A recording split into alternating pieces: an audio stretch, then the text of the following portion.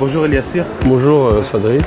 Avant tout, merci d'avoir accepté cette interview, de venir nous parler de ton parcours universitaire, de ton parcours professionnel et ton engagement associatif. Je sais que ça sera très utile pour les étudiants qui vont écouter cette vidéo. Mais merci à toi Sadri et merci à vous deux de me donner cette opportunité de partager mon parcours, en tout cas avec l'ensemble des étudiants maoris qui vont écouter ça. Et je suis très content quand même de partager ma petite expérience avec vous. Donc moi je m'appelle Eliassir Moroufou, je suis natif de Mtsapéré. Aujourd'hui j'ai 35 ans, je suis papa de 2 enfants, je suis marié. Je travaille actuellement sur Mayotte. Donc j'ai travaillé un peu dans plusieurs milieux. Maintenant je pense avoir trouvé un poste qui me convient, qui me correspond plus ou moins. Et puis voilà, je suis très heureux de partager ce moment avec vous. Est-ce que tu peux nous parler de ton parcours après le bac? Alors moi j'ai passé mon baccalauréat en 2002-2003, donc à l'époque où c'était encore le lycée de Mamoudzou. Ça n'a pas été encore dénommé lycée Moussa Bamana. Donc c'était encore un lycée à taille moyenne à l'époque, c'était il y a quand même quelques années. À l'issue donc j'ai fait un bac économique et social, option anglais. Mon souhait au début, à l'époque, c'était de faire les langues ou de faire un DUT en gestion. Malheureusement, j'ai pas eu le DUT que je souhaitais faire à Perpignan. Je me suis du coup orienté à Montpellier, à la fac de lettres en histoire géo, parce que j'avais des amis, j'avais des affinités, et puis j'avais eu vent parce que j'étais jamais à la métropole avant ça, j'avais fait d'autres voyages mais pas en métropole. Et j'ai eu vent du climat agréable, des bonnes conditions de vie, donc je me suis orienté à Montpellier. Ça s'est bien passé là-bas au niveau de ton parcours? Alors, je me suis orienté en fac d'histoire géo par défaut, parce que mes 2 premiers souhaits, je n'ai pas pu les concrétiser parce que par manque d'accompagnement, par manque d'information, par manque de connaissance du territoire, donc je n'ai pas pu réaliser mes 2 premiers souhaits qui étaient de faire soit de la langue anglaise approfondie ou un DUT en gestion. Du coup, je me suis orienté en fac d'histoire géo parce que j'avais une très bonne note en histoire géo, donc je pensais que c'était plus ou moins similaire. Malgré tout, je me suis accroché pendant 3 ans quand même, parce que j'ai fait une première année qui a été compliquée. J'ai validé ma 2e année, j'ai eu du mal avec la 3e année, et puis je me suis dit réellement que c'était pas ce qui me plaisait le plus, donc je me suis réorienté sur une 3e année en formation professionnelle. Donc j'ai fait une formation en management et gestion, et à l'issue de mon stage et de la validation de mon diplôme, j'ai eu une première proposition de poste. Ça a été une belle opportunité, j'avais 23 ans à l'époque, et puis je me suis dit bon, c'est une chance à saisir, donc je me suis engagé sur ce premier poste et j'ai travaillé dans les magasins Carrefour du Sud, et puis j'ai fini dans celui de Saint-Clément-de-Rivière à Montpellier. Voilà. Et comment s'est passé ton retour à Mayotte au niveau professionnel?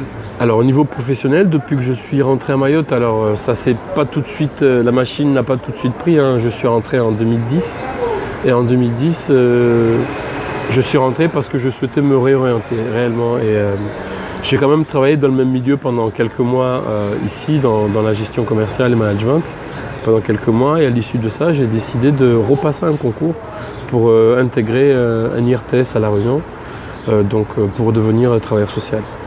Et donc je me suis orienté sur 3 ans, donc je suis reparti encore me former pendant 3 ans, donc 2 ans et quelques à La Réunion et un peu de temps au Québec pour approfondir mes connaissances en développement communautaire. Après je suis revenu repasser mes examens à La Réunion, j'ai validé mon DESS en 2013, et en 2013 j'ai intégré directement un poste à Mayotte. Alors moi je t'ai connu dans le milieu associatif, notamment dans le milieu des étudiants. Je sais que tu es très très engagé, surtout à BCM et après, mais est-ce que tu peux nous en parler? Oui. Moi je baigne dans le milieu associatif depuis très jeune.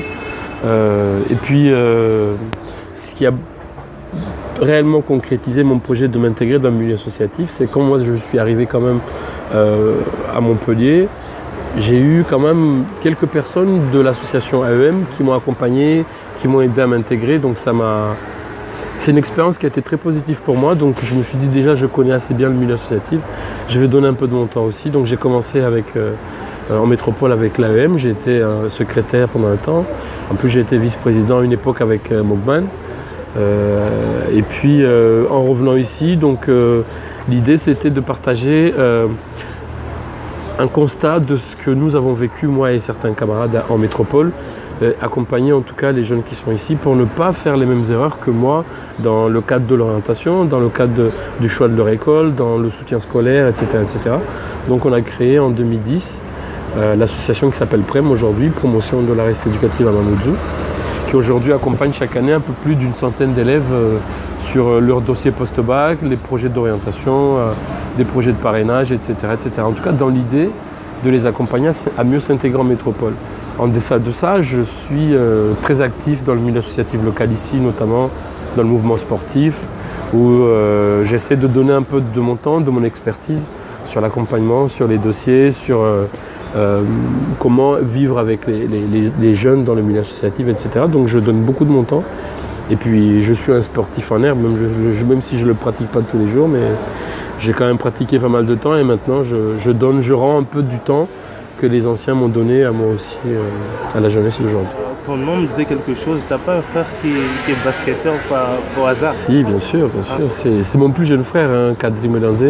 En réalité, moi je m'appelle Eliassir Marouf Medanze, mais j'ai écourté mon nom, exprès parce que je trouvais que c'était assez long. Mais Kadri, effectivement, c'est mon frère, on le suit de très près, il est parti d'ici très jeune. Et on est en contact régulièrement pour le soutenir dans son projet sportif. Et là, on croise les doigts parce qu'il joue les playoffs là, dans les jours à venir là, pour une montée en Jeep Elite. Donc on lui souhaite tout le bonheur du monde pour son projet. Donc jusqu'à présent, ça se passe bien pour lui? Ça se passe très très bien. J'espère quand il viendra à Mayotte, il pourra parler avec nous comme toi. Et bien sûr, je pense qu'il est pareil un peu que moi.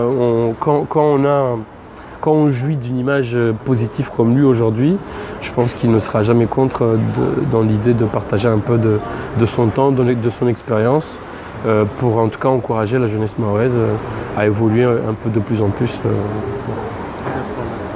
Et tu as des projets pour l'avenir, professionnellement? Professionnellement, oui, bien sûr, j'ai tout le temps des projets et moi je fonctionne tout le temps avec des projets.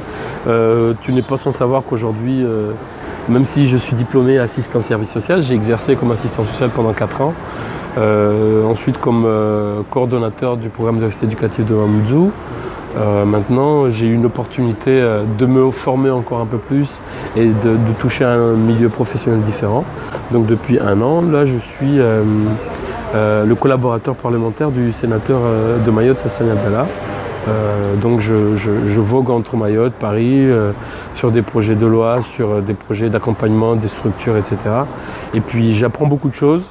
J'essaye d'aider les associations, les collectivités, les structures qui sont ici à évoluer, à avoir un réseau sur le territoire métropolitain, à mieux se structurer ici. Donc je touche à pas mal de choses. Et je me prépare en tout cas si la chance m'est donnée et si les personnes qui gravitent autour de moi pensent que j'ai les compétences et la capacité dans quelques années à peut-être briguer un mandat politique. Mais là, je ne suis pas pressé pour ça. Je prends le temps. Le temps me donnera raison ou pas. Et puis j'apprends tous les jours des gens avec qui je travaille. D'accord. Et dernière question. Est-ce que tu as des conseils selon ton parcours pour donner aux jeunes étudiants de Mayotte, surtout ceux qui partent en mobilité pour la poursuite de leurs études? Un conseil, ça serait peu, j'en ai beaucoup des conseils parce que moi, je me base sur mon expérience aujourd'hui pour accompagner en tout cas les élèves et les bacheliers qui sont dans l'association PREM. Je partage surtout de mon expérience et surtout de mon vécu pour qu'eux, ils ne fassent peut-être pas les mêmes erreurs. Parce que moi, si j'avais eu un grand frère ou une personne bienveillante qui m'avait donné des conseils pour finir en 5 ans mon parcours professionnel, j'aurais souhaité moi le finir dans les 5 premières années. Et puis le reste, c'est que du bonus, quoi. J'aurais profité de la vie, j'aurais fait des choses qui m'intéressent. Mais réellement aujourd'hui, c'est d'échanger avec les personnes qui nous entourent sur notre projet professionnel, sur notre projet en tout cas étudiant, parce que il y a besoin d'être soutenu, il y a besoin que les gens qui sont autour de nous, les parents, les amis et d'autres personnes sache ce que nous faisons. Il n'y a pas besoin de le garder secret, mais le partager pour que quand ça ne va pas, on ait des personnes qui nous soutiennent, qui nous accompagnent, etc. Ça, c'est la première chose. Ensuite, c'est de faire ou de choisir quelque chose qu'on aime, parce que quand on fait quelque chose qu'on n'aime pas, on ne prend pas de plaisir. Et réellement, moi, c'est qu'au bout de la 4e année que je me suis rendu compte que les études, ça peut être du plaisir. C'était vraiment du plaisir, moi, quand je me suis réorienté, parce que j'ai choisi quelque chose qui me plaisait. Et quand tu apprends quelque chose et que tu l'apprends avec plaisir, ben, c'est que du bonus, en fait. Voilà. Il ne faut pas que les études se soient considérées comme une charge, en tout cas. Il faut que ce soit du plaisir. Et puis après, ne pas écouter la pression de revenir tout de suite à Mayotte quand on est diplômé. Prenez de l'expérience à droite, à gauche, faites des voyages, découvrez le monde et puis quand vous revenez nous voir, revenez avec un esprit grand ouvert comme le monde, quoi. Parce qu'en Mayotte a besoin de compétences, des gens qui ont fait des études de compétences et des gens avec un esprit ouvert qui nous font développer ce territoire. Okay, ça va, c'est un beau mot pour la fin. J'espère. En tout cas, Elias, merci beaucoup pour cette entrevue. En tout cas, je te souhaite bonne chance pour tes projets futurs. Et je pense que je te rencontrerai encore dans le milieu associatif. Ben, milieu associatif et professionnel, je suis toujours sur le territoire, régulièrement en tout cas sur le territoire, entre ici et là-bas, mais je reste présent, je reste bienveillant, en tout cas dans le milieu associatif, parce que moi, ce qui m'intéresse aujourd'hui le plus, c'est de voir toute la jeunesse mahoraise réussir professionnellement. Et pour réussir professionnellement, c'est réussir dans le parcours étudiant, c'est être dans la réussite éducative. Voilà, ça c'est mon souhait pour Mayotte en tout cas. Voilà. En tout cas, je te remercie beaucoup. Mais merci à toi, Swadri, pour cette invitation.